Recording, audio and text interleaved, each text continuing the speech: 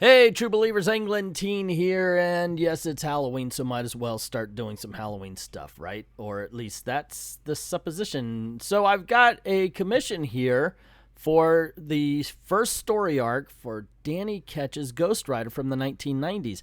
I haven't read this since the 1990s. I remember liking it, so I'm very interested to see if it really does hold up. If it really is that good, like I've been commissioned to find out here. First appearing in the very comic book and series that we're going to be talking about today, Ghost Rider Volume 3, Number 1 in 1990, and created by Howard Mackie and Javier Solters. I don't know if I said that right, but what you gonna do? Anyway, let's jump in, man. Yeah, seriously. But before we do that, remember, if you want to commission a video like this one, all you have to do is go right on over to Ko-Fi. Links in the description below, and you just pick whatever topic you want. We got quite a few. I like bad comic beatdowns and really that bads, or really that goods, like I'm doing right here today. Comic book origins is the most popular of them. Not a lot of people have picked that comic books were better. Like, hey, comic books were better when they were drawn by Jack Kirby or something like that.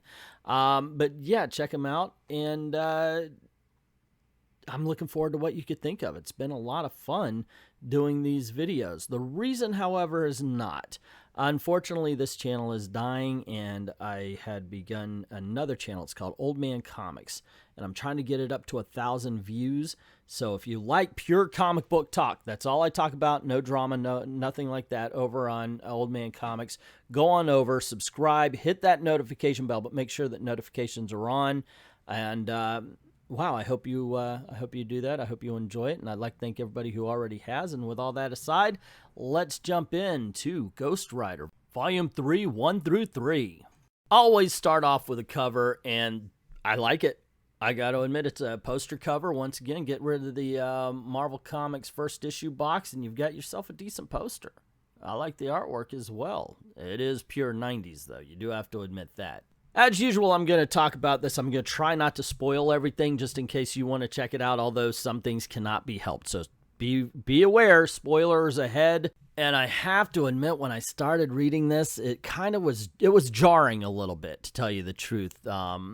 Not, of course, this page where you just got a few quotes and everything in the credits. But once it started, I was like, oh, the hair. I remember how they used to draw the hair and the fashion, the whole 9 yards. Oh, my goodness gracious. It actually pulled me out of the story for a while. You talk about, oh, I want the 90s back. I want the 90s. This book looks like the 90s vomited onto a page. It's almost like somebody who says, oh, I love the 80s, but all they do is like show people in day glow. You know, it's like that one brief moment of fashion that we all just really regret and don't want anybody to find the pictures of us in Dayglow pink with Vans. Yeah, Dayglow pink shorts and checkerboard tennis shoes aren't something you want any pictures getting out of. So, okay, talk about the book anyway. It's a lot of fun, tell you the truth. It's a 47-page start. You have there's a MacGuffin here. There's a briefcase that the Kingpin and another bad guy's after. And it just so happens that Danny Ketch and his girlfriend are around when the deal is going down, and his girlfriend gets hit. He picks her up and he carries her away, and he finds this motorbike just laying there, brand new looking. He puts his hand on it and he becomes the Ghost Rider, and kaboom, he starts, beating the teetotal hell out of everybody who had harmed his girlfriend. And of course, it's a spirit of vengeance, so he has to go out and chase down the people who did it. It's a very simple story. It really is. There's not a lot to it. I guess I should say it's a very simple plot. The characterizations, I have to admit, are over the top. Danny Ketch is worried all the time, and I understand. His girlfriend got a harpoon through her chest, and yet she survived. So I understand being a little bit one note here and there, but the worst offender is the villain. There's a Death's Head or Death's Match. Not Death's Head, but it's like Death Night. I don't know. It's Death something. Death was big in the 90s. What are you going to do? Anyway, every time his people would come back, oh, wow, yeah, the Ghost Rider came in and kicked our butts, he would kill one of them. Like, okay, yeah, that was my last day. You know, if I saw somebody getting killed, definitely after the second guy he kills, because he kills more than one henchman in this one. You failed me too, blam! Yeah, I'm sorry, Darth Vader. I'm out of here before you force choke me. I didn't quite understand how this guy has employees. But apparently he does. Now, the Kingpin, okay. The Kingpin pays well, fine. Overall, the book was good, but man, it's got a lot of 90s problems in it. And like I said, a very simple plot. The cover of issue number 2 is definitely busier. It's not a horrible cover. The art's a little wonky, though, and people lose shape if they're not exactly in the foreground. And really, the gang is called the Cypress Pool Jokers. I don't know what a cypress pool is. I'm thinking swimming pool. If you guys could correct me on that. Either way, I think it's a bad name. But that's not the artist's fault, I guess. I don't know. It's an iffy cover. That kind of fits the book, too, to tell you the truth. This is kind of a issue. Everything that happens in this issue's happened in the first one. This is nothing new. There's no new information exchanged except for the introduction of Blackout, a new villain that at the end I've got to talk about him. I mean, we still get the parent who's like, oh, this Ghost Rider is a menace. It's kind of following the whole Spider-Man vibe of one member of your family can't stand the fact that you are that particular hero, but they don't know you're that hero. But in it's like it's on repeat. Somebody goes after the kids for the canisters. We still don't know what the canisters are.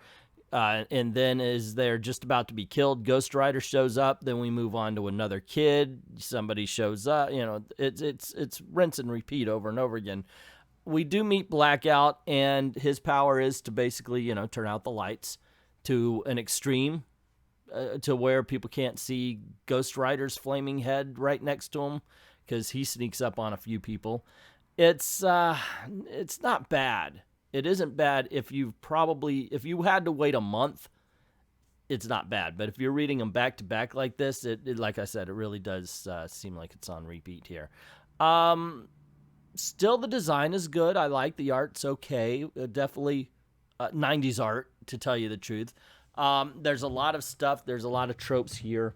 He's obviously helping, but he's got to feel like, Danny Ketch has got to feel like, oh, woe is me. I'm the only one that can stop them, but I turn into this destructive demon.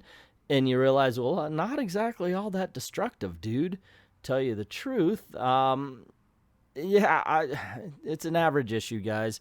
The one thing that really stood out for me, Ghost Rider is the spirit of vengeance, and he wants to stop those who destroy innocence. So he comes across Blackout at the end of the book. He attacks this kid. He kills his family. And the two of them have an altercation. The two of them start fighting. And, well, what ends up happening is Blackout gets away. And I'm like, wait a second, what? He, like, jumps in the bushes. I'll get you next time. He doesn't actually say that, but it comes off that way. I'm thinking, you're the freaking Ghost Rider. Go after him. It's not like, you've got a motorcycle. You could chase him. It's not like he teleported somewhere. He just dived into dove into some bushes. Get him. But yeah, he got away, and then the book ends, and I was like, really? Spirit of Vengeance. Way to go, guy. Let's get him next time, I guess. I don't know. Anyway, there you go. Issue number 2, that's where we stand. Okay, so at issue number 3, we have our first not a poster cover. You have Death Watch watching over Blackout and Ghost Rider fighting each other. Very representative of what you're going to see inside, especially with the canister oozing gas. We finally learn what's in the canisters. Actually, we learn everything this issue. One weird thing, and let me tell you this straight up, I am not a fan of writing for the trades. You have to have the 6-issue format, and it seems to only be 6 issues. Why? I don't know. But this is the issue where things start to happen. It's like the first 2 issues were world building. It was getting you in line with all the characters. This is the issue that we learn what's in the canisters. We learn origins. We learn more about the people that we're following that progresses the story that they've been telling. There needs to be 2 more issues or 1 more issue at least.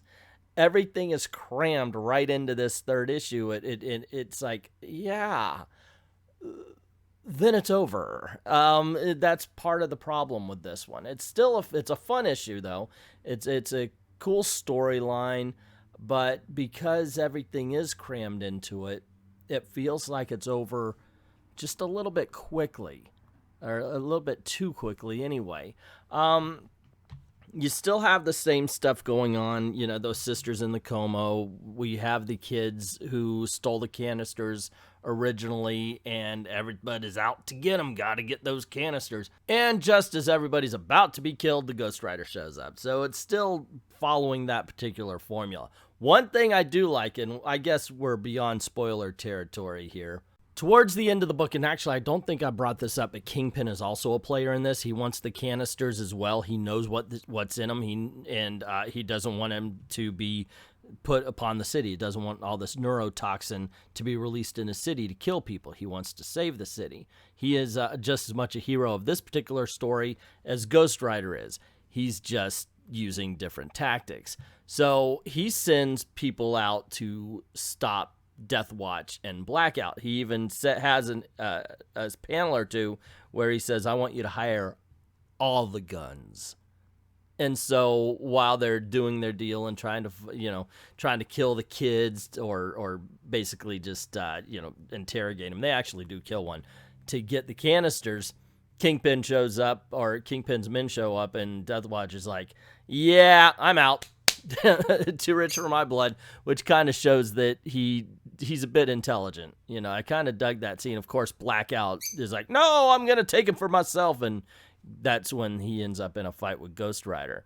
But overall, I guess 1 through 3, is it really that good? It's not bad. It's not good, but it's not bad. I wouldn't say it's great. It is entertaining. It was a lot of fun, but I really do believe it should have been 4 issues, not 3. And that I really do believe that. I think that there just was so much information that needed to happen that they didn't. Either that or the writing needed to be more economic. Had to be able to just say, this is what's going on here, this is what's going on there, make it a lot quicker, cut some of the fat. There was no need for the sister to be in a coma. You know, that kind of stuff could have been taken out so you could get on with the story of the canisters. The information about what is in the canisters would have served them to put it in the 1st issue, especially since it was double-sized. That way we could feel the tension. You make it seem like this city is that much more in danger. I would have done that as well. Introduce Blackout also a little bit earlier, because it bring out the Ghost Rider and make him the Ghost Rider. I think a couple of times, especially like when he let Blackout go, Blackout should have been running for his life. You know, by that I mean we should have felt a tension there, and that's the biggest problem. There's no tension in this book. It's fun, it's entertaining, but is it really that good? No, I would give this probably a 6, so it's a high average on my scale. But there you go. But that's my opinion. What is yours? Have you read the Danny Ketch Ghost Rider in a while? If so, let me know what you think in the comments below. Don't forget to click like, share, subscribe, and hit that notification bell if you haven't done it. Make sure all your notifications are on all. And if you don't mind helping out the channel, go on over to Ko-Fi or to Patreon, drop $1 in the tip jar, or you could commission a video much like this one, and that's also at Ko-Fi. Links in the description below. Pick a topic, pick a subject. We'll get that video out to you ASAP. I'd like to thank everybody who's already done that, and to everyone, all of the true believers, thank you very, very much for watching.